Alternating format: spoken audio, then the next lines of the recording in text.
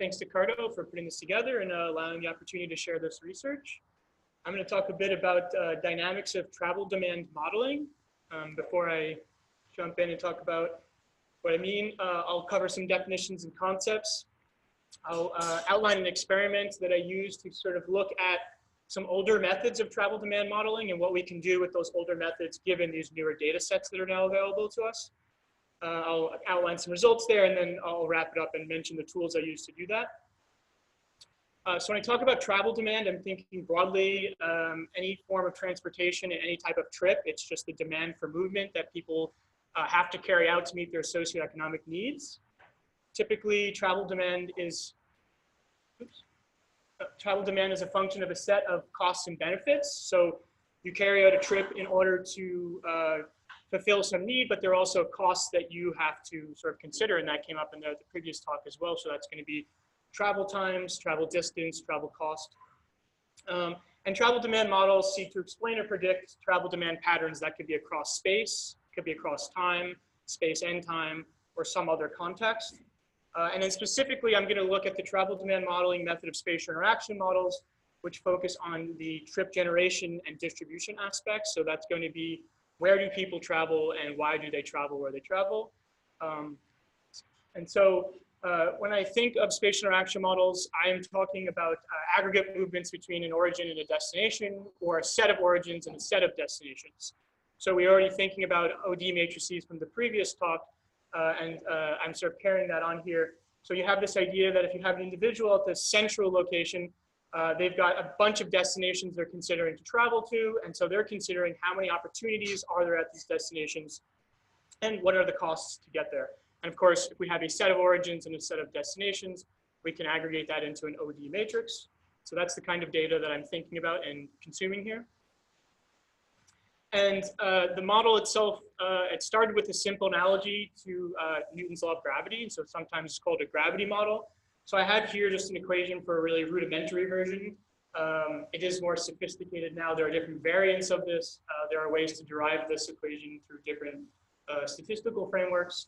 But essentially here we have OI would be representing a set of origins, DJ, a set of destinations, and then the denominator we have the distance between those two or some other proxy for the cost to travel between two places. K is just a scaling constant, and Fij are the observed flows. And so the idea here is we want to use these observed flows and these explanatory variables to then estimate mu, alpha, and beta, which are parameter estimates or coefficients that summarize the relationship between each explanatory variable and the number of flows. And so having distance in the denominator kind of encapsulates this idea of distance decay, or friction of distance, that people are less likely to travel over longer distances if they don't have to. And so we all know that there's more spatial data now than ever.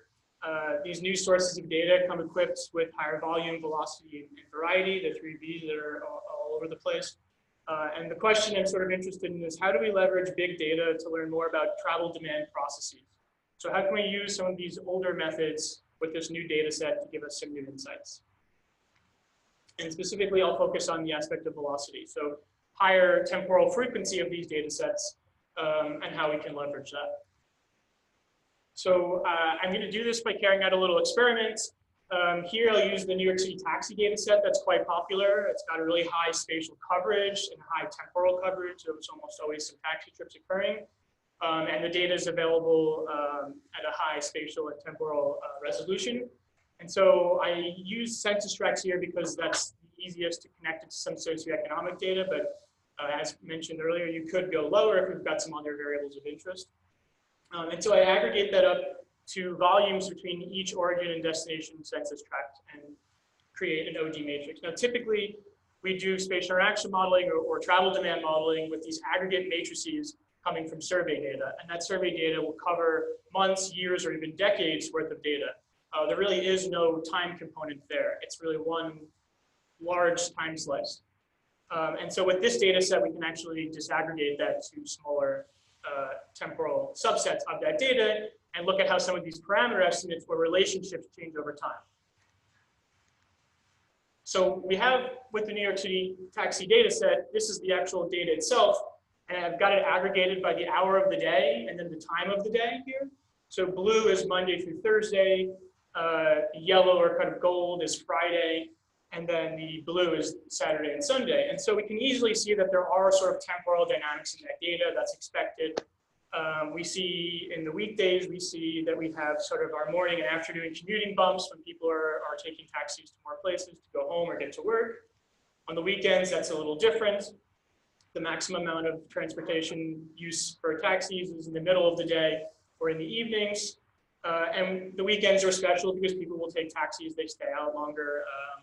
And so we can see that in the data, and we can also see it's the lowest on Sunday evenings. People are preparing for the work week ahead, so there's just less travel demand going on.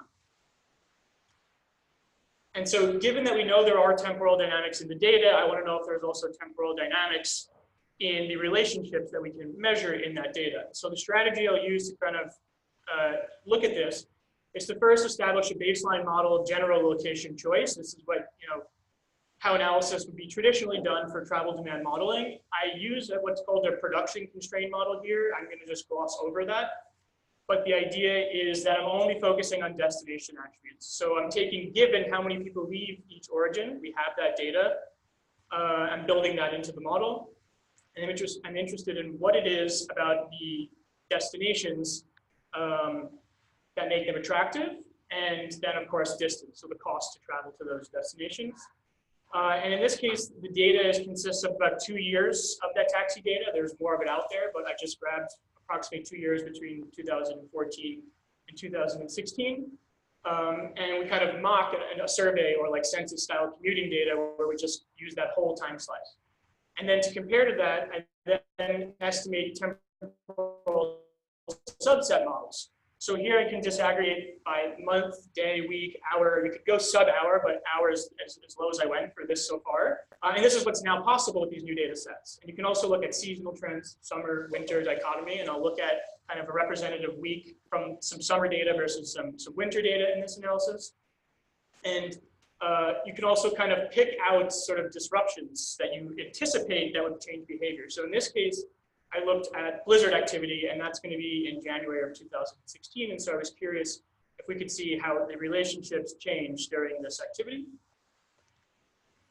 So just kind of quickly to present what a baseline model would look like, how this would traditionally be done, is I would use some sort of statistical modeling framework, and I would use my explanatory variables to predict the number of flows, and I'd get a set of coefficients. And each of those coefficients gives me, the positive or negative relationship and the magnitude of that relationship. Here I'm using a Poisson modeling framework because it's a count variable. And so we have population at destinations. The more people there are in a census tract, the more likely taxi trips are to end there. People will go on a trip and then they have to go home. So that's where they're going. People with higher incomes are more likely to use taxis. It's kind of a luxury form of transportation in New York City. Most people are walking and using subways. And so census tracts that have higher income are more likely to have trips ending in them.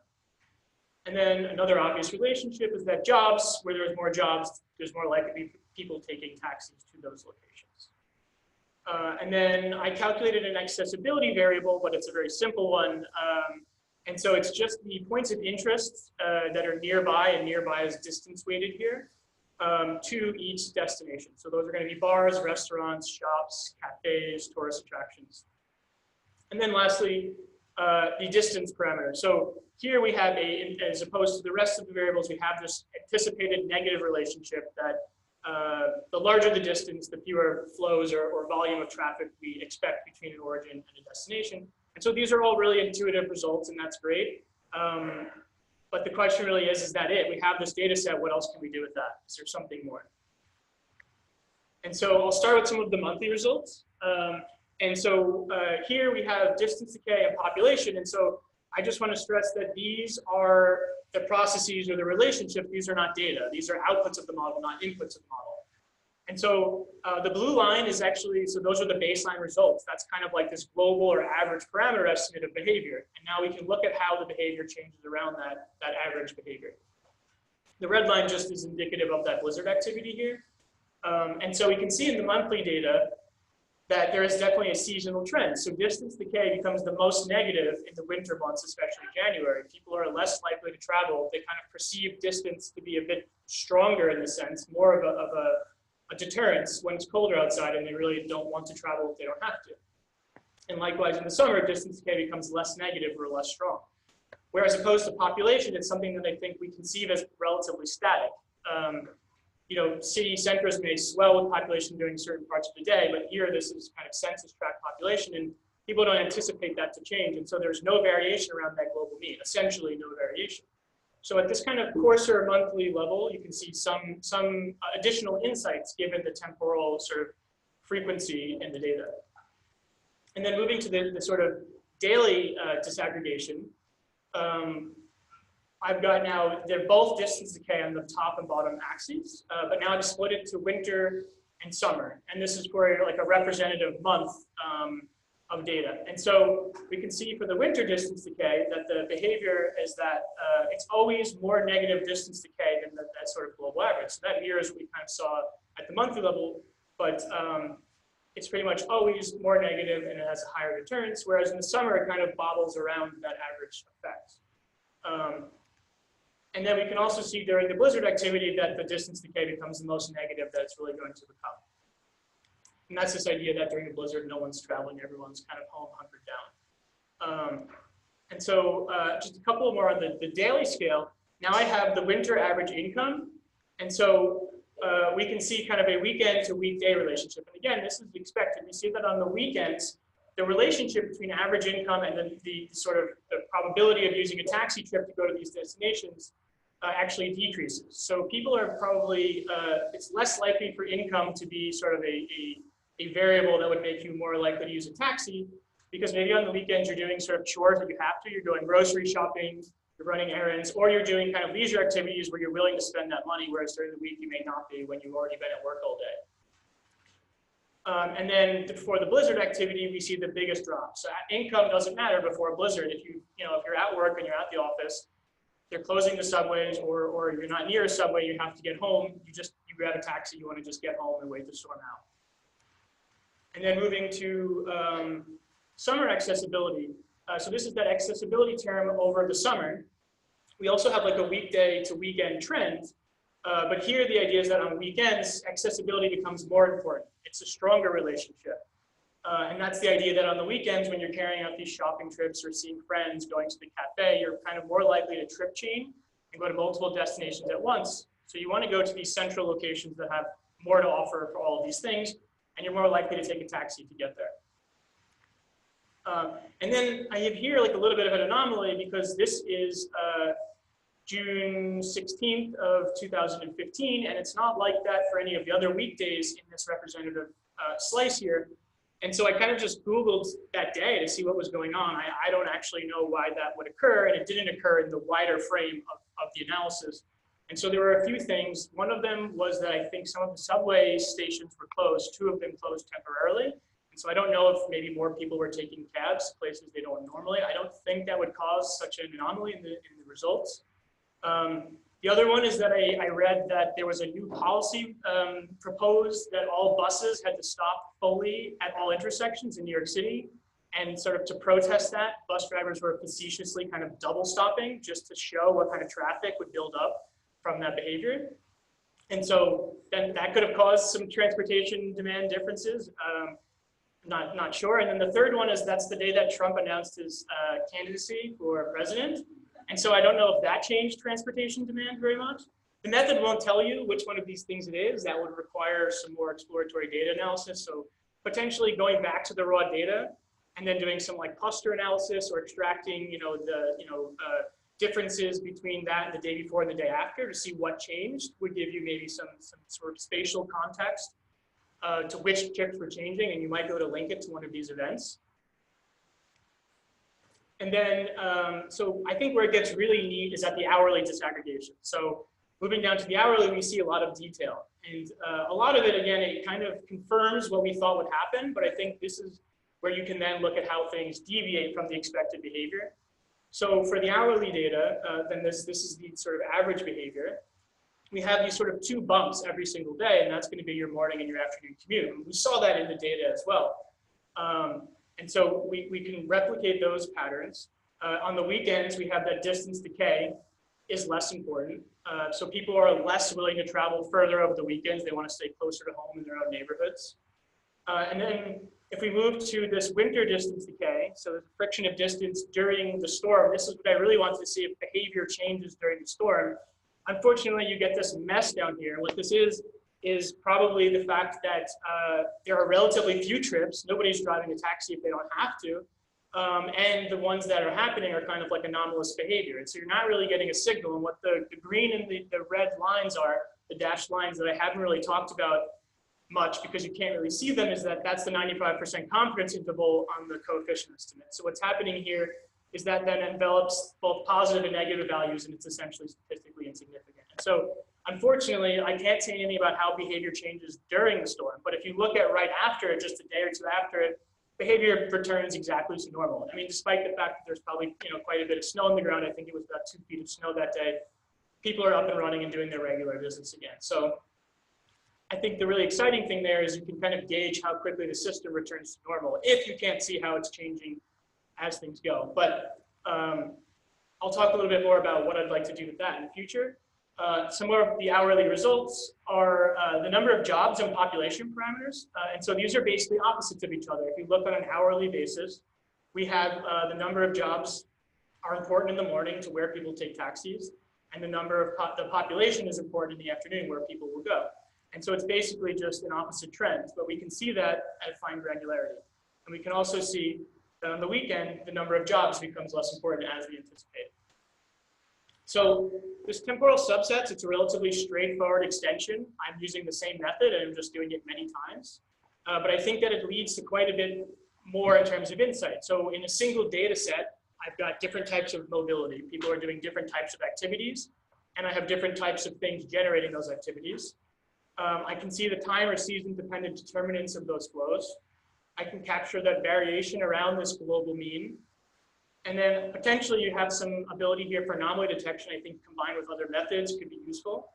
And the last one that I'm really excited about is sort of impacts and recovery associated with disruptions. So for instance, I've been thinking about types of disruptions that would still have people traveling, but actually alter their behavior. And so one that's probably salient for this area is the closing of the L train coming up.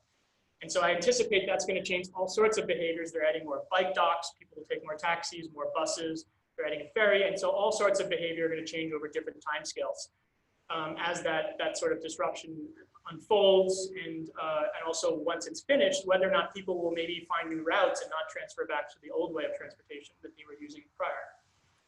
So just moving forward, I'm going to compare this to some more series and paddle data sets and try and connect that and enhance this with those. I've been looking at clustering methods, again, to try to confirm those anomalies. Comparing across different cities. So do certain cities recover from certain types of disruptions faster than other cities? And is that due to a planning policy in particular? Comparing different data trips and types. So here I use the taxi data set because it's free, it's available, it has a high kind of coverage, but you can pretty much do this with any data set that implies a decision-making process, a spatial decision-making process, and is available over time. And then, of course, I think the big way forward would be to use this for analyzing natural experiments, such as the closing of the L train. And so just some final thoughts. I think that the higher temporal frequency can certainly enhance some of these more classical sort of geographic methods, and that the focus on process or sort of extracting relationships rather than just patterns in the data can contribute with big data to giving us bigger insights. And for this particular case study, it was necessary to build these tools from scratch because they weren't really available. And so although it's a relatively simple analysis, I don't know if anyone would have done it because the tools didn't really exist in general or on this level to do them quickly and with such large OD matrices. And so just the last note, the software that I used is freely available in the PyStyle spatial analysis library as a module called spatial interaction modeling. And there are some resources for using that and the sort of code API if you're interested in using these. And I'll leave it there.